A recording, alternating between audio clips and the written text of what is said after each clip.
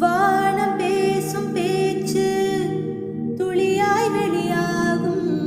வானவில்லின் பேச்சு நிறமாய் வெளியாகும்.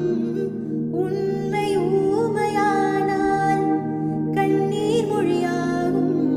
பெண்மை ஊமையானால் நாணம் மொழியாகும். ஓசை தூங்கும் ஜாமத்தில்